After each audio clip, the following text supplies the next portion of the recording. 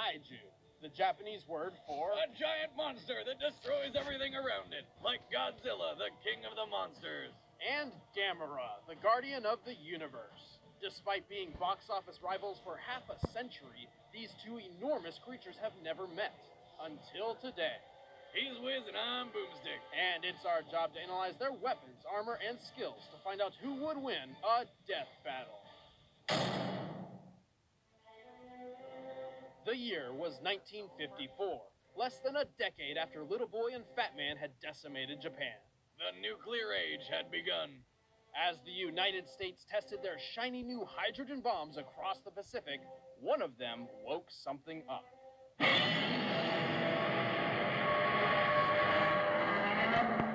Godzilla, the radioactive, rampaging savior/destroyer of Japan. Mutated by nuclear energy, Godzilla stands over 300 feet tall and weighs 90,000 tons. He is an unstoppable force of nature.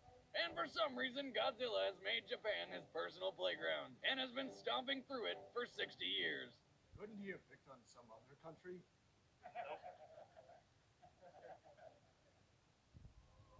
Godzilla's radioactive mutation leaves everything in his wake contaminated. Water, plants, even people. Godzilla's presence alone turns a city block completely uninhabitable. Like that noisy upstairs neighbor, or people who let their dog shit in your front lawn. But Godzilla does not simply walk past his enemies to destroy them. His strength is insane. He once lifted and threw his arch-rival Kaiser Ghidorah, who weighs 100,000 frickin' tons. He channels this strength through his claws, teeth, tail, and epic gravity-defying drop kicks.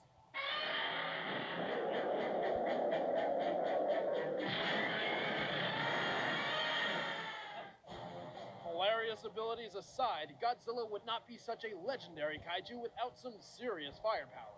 He can emit atomic energy from his body for a short-range nuclear pulse. Or fire his signature atomic breath, a goddamn laser beam of pure radiation. That's like microwaving at least 100 balls of tinfoil. Well, give or take a few million.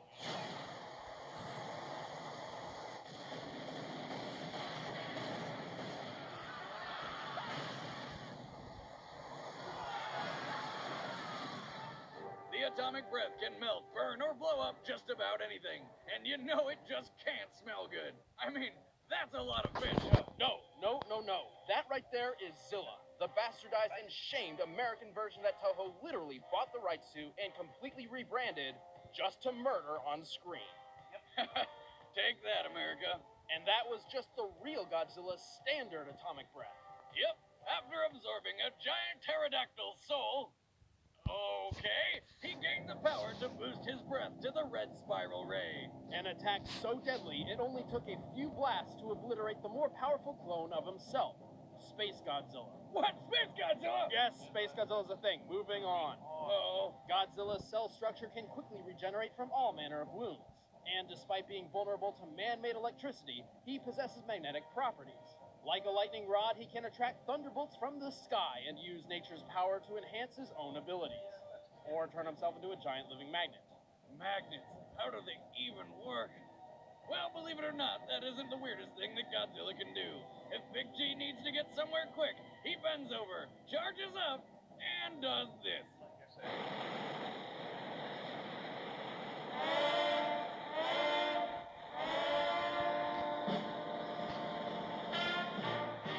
Well, at least Japan is creative? Wait, can that even happen? Scaling to the present, to actually lift his body means the atomic breath must have a force of over 328 trillion psi. That's the equivalent of 1 trillion riot control fire hoses, enough to wrap around the Earth 38,000 times. Damn. Godzilla has 44 known victories, largely due to his insane durability.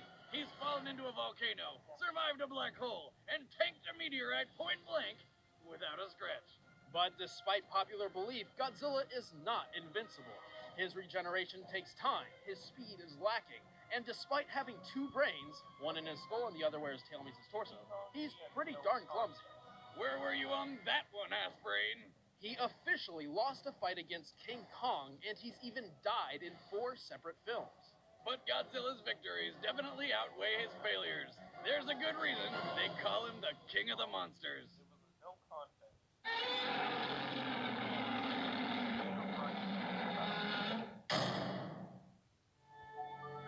The year was 1965, the apex of the space race.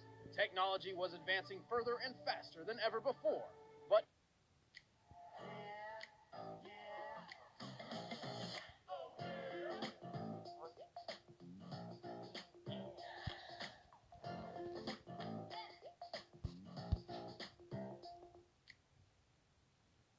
no one could have anticipated the bioengineered marvel hidden beneath the waves. Eons ago, the ancient people of Atlantis learned how to construct life and foolishly decided to play God. But instead of creating something safe like a dog or a bunny, they created giant flying laser shooting murder birds. Surprise, surprise, they couldn't be controlled and they turned 100% of Atlantis into oceanfront property. So, what was their solution to counter these giant destructive monsters? Why, another giant destructive monster, of course.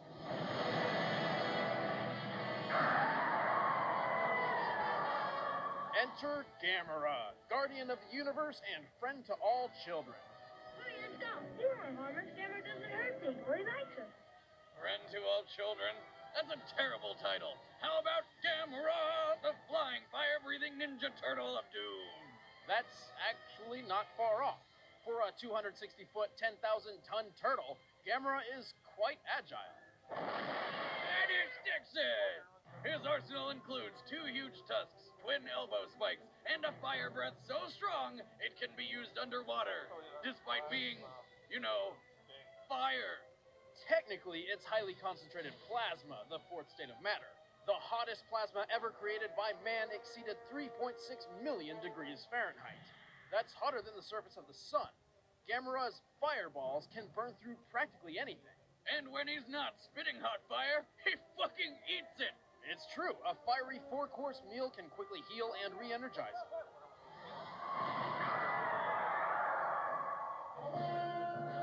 Naturally, as a giant turtle monster, he can retract his limbs and head into his shell for extra defense.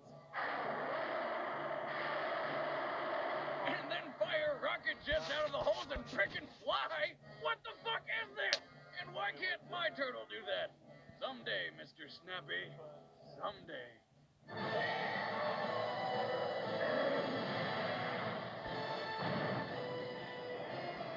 Gamera can fly at speeds breaching Mach 3, over 2,200 miles per hour. That's faster than the world record-holding SR-71 Blackbird. But how the hell does he know where he's going? And more importantly, how does he not puke his guts out? The Atlanteans built Gamera using mana, an ethereal energy force connecting all things, places, and people.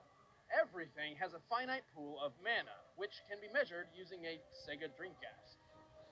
But it still can't play DVDs. A person's mana is dependent on how much influence and authority they possess over others. As Gamera literally holds the world's fate in his claws, his mana levels are off the charts. Gamera can manipulate his mana in combat, which is useful when you've lost your arm and need to give your enemy a kaiju-sized falcon punch.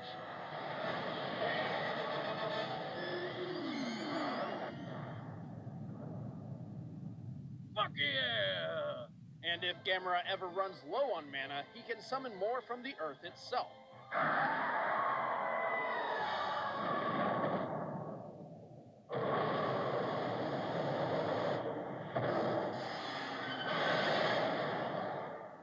I think you got him. Gamera is fast enough to catch a missile going Mach 10, capable of flying through outer space, and tough enough to survive a nuclear explosion which leveled the entire city of Sendai. As Sendai is about 152 miles across, this explosion must have yielded nearly 112 megatons of force. Gamera has a fierce will to fight. No matter how much pain he's in, he'll keep pushing forward for the win. And he's not just determined, he's actually quite brilliant. He tactically seeks to exploit enemy weaknesses, and is apparently smart enough to repair an alien spacecraft. He does machines.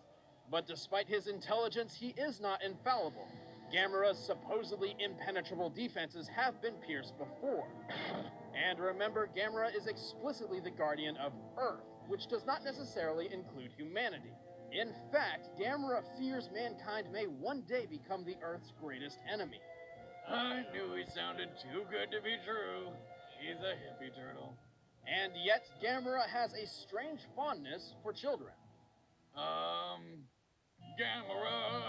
That's my kind of fondness. Gamera.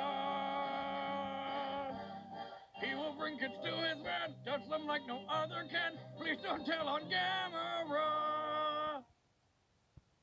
No, really. Actually, he's sacrificed his life to save children on multiple occasions, even used his ultimate self-destruct move, all for the safety of innocent children. Oh, that's pretty cool.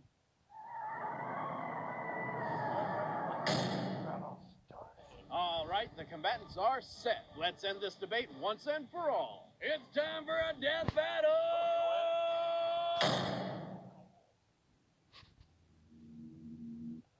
I know you were there, and I know what else was in that room. The goldfinch.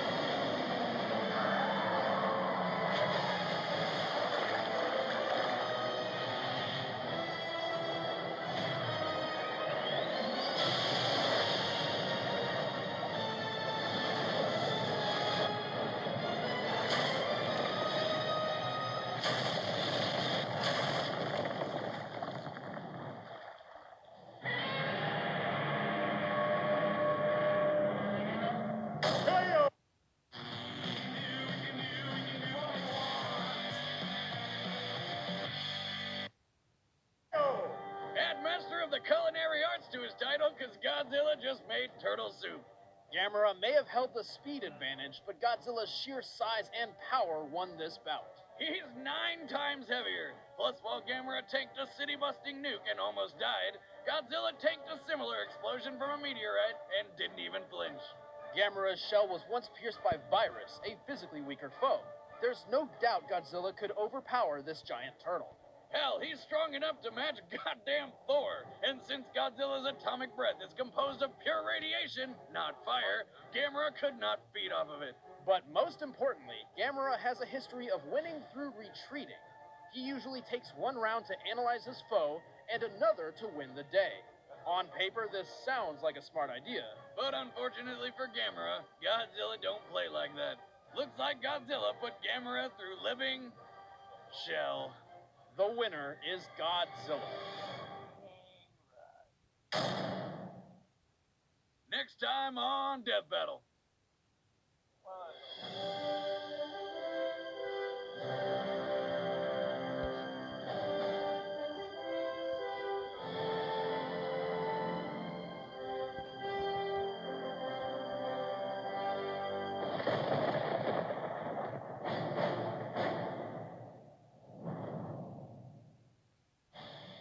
Have an idea for a death battle? Let us know in the comments below. Like, subscribe, follow, and you'll gain my eternal love.